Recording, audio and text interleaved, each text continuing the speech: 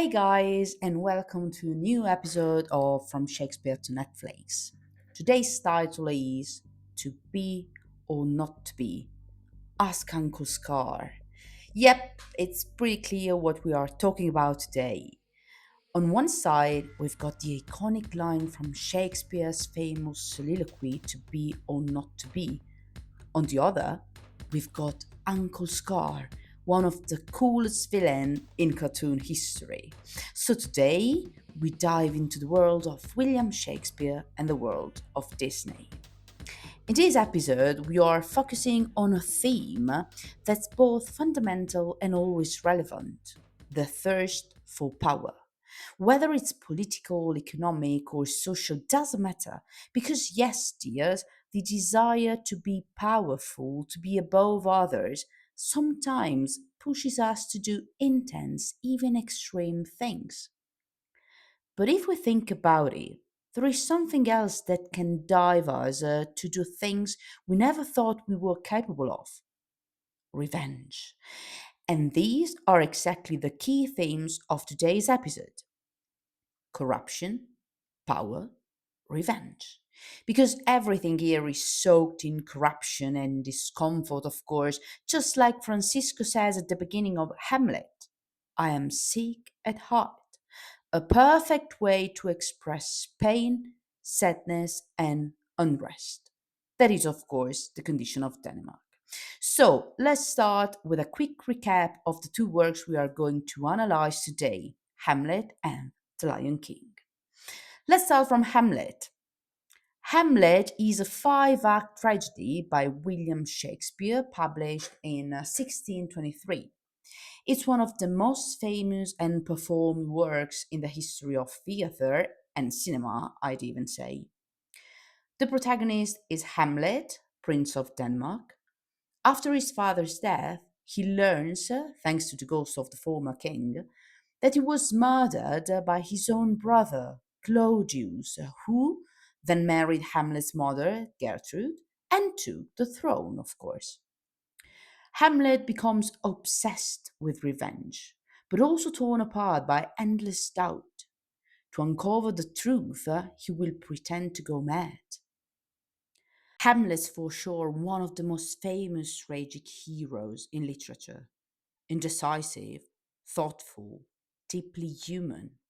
And that is Shakespeare's greatest strength, showing human nature in all its complexity.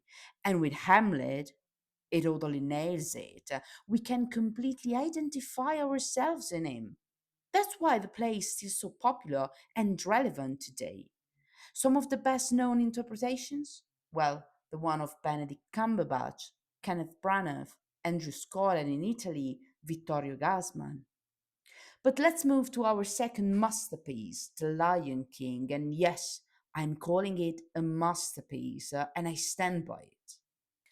The main character is Simba, a young lion destined to be a king. After the tragic death of his father, Mufasa, at the hands of his uncle Scar, Simba runs away, convinced by Scar himself to be the responsible of the tragedy. He grows up far from the home, living a carefree life with his funny new friends Timon and Pumbaa. But eventually, the call of his origins pulls him back, and he returns to confront Scar and reclaim his rightful place as king. And now you might be wondering, okay, cool stories, right? But why compare a 1600 tragedies with a 19th cartoons for kids? Totally fair question. At first glance, they seem like two completely different worlds. But actually, there are similarities everywhere. Let's start with the villains and with their thirst of power. In Hamlet, Claudius isn't next in line for the throne, of course. Hamlet is. So, what does he do? He murders his own brother by pouring poison into his ear during an afternoon nap, when the king is completely vulnerable. That's why Claudio is referred to as a serpent: sneaky, cowardly, deadly. A serpent stung me, said the ghost to Hamlet. In The Lion King, Scar does basically the same. He throws Mufasa off a cliff while sarcastically whispering, "Long live the king." Again, a deadly move made when the victim is helpless. But Scar goes even further. He manipulates young Simba into thinking the tragedy is his fault and convinces him to flee. Both villains are willing to do anything: murder, lie, manipulate, just to grab power. And the first step? Get rid of the rightful heir. But how? Through exile, of course. Both Hamlet and Simba are banished or pushed away. Claudius sent Hamlet to England, afraid the prince might suspect something. But his plan backfires because Hamlet returns, thanks to, believe it or not, some pirates. Simba flees into the savannah after Scar's threats, trying to live a carefree life with Timon and Pumbaa. But the past keeps haunting him, especially the thoughts of his father. Because, yes, we have to be honest, our protagonists are living in an extremely mentally difficult condition. After their father's death, both Hamlet and Simba go through a deep identity crisis full of pain and doubt. And this theme, the one concerning doubt, has deep roots in these two works. Simba, for instance, hesitates to return. "I know what I have to do, but going back means I'll have to face my past. I've been running from it for so long." And this sentence starting with but going back, is a signal of a strong inner conflict. Even wise old Rafiki tells him, "The past can hurt, but you can either run from it or learn from it." And then, thanks to Rafiki, Nala, and of course the ghost of Mufasa, Simba finally finds the courage to return to Pride Rock and face Scar. Hamlet? Well, guys, he's literally the king of doubt. He's known as the most talkative character among all Shakespeareans one. He constantly asks himself what's right. Should he act or not? Should he take revenge or not? Should he live or die? And yes, that's the question he asks in the legendary soliloquy. To be or not to be? That is the question. First of all, is it really a soliloquy? Well, let's start from the difference between a soliloquy and a monologue. A monologue is a long speech spoken by one character but addressed to other characters. So, in a monologue, there is at least one listener. In the soliloquy, the character talks or thinks out loud alone on the stage. Alone. That's the difference. And in our case, Hamlet thinks to be alone, so he believes he's doing a soliloquy, but in reality, Claudius and Polonius are hidden behind the curtain in order to listen to Hamlet. For this reason, technically, that is not a soliloquy, but a monologue. Anyway, let's come back to the meaning of this quote: to be or not to be. So, in my situation, is it better to live, that is to be, or to die, not to be? He wonders if death might be an escape from pain, comparing it to sleep. In fact, he says to die, to sleep. Sleeping, of course, is associated with rest, so to something positive. But why doesn't it end it all? Well, he clearly explains: to sleep, perchance to dream. There's the rub. The use of the word perchance, maybe, perhaps. So it means that he's not sure. That's the point. He doesn't know. The fear of what comes after death stops him. The dread of something after death, the undiscovered country. So death is compared to a country that hasn't been discovered and explored yet. Basically, it is clear no one knows what comes next. And those who do, well, they don't come back to tell us. So Hamlet decides it is better the pain he already knows than the unknown horror that might come after death. So he decides to leave. Fun fact, guys, even though Hamlet is often shown holding a skull while he's saying to be or not to be, that is not actually when it happens. That skull appears later in a different scene. During the monologue, in fact, he has nothing in his hands. But still, the skull has become a symbol of death. And guess what? Scar also holds a skull in The Lion King, rumored to be Mufasa's. Another reference to the theme of death, of course.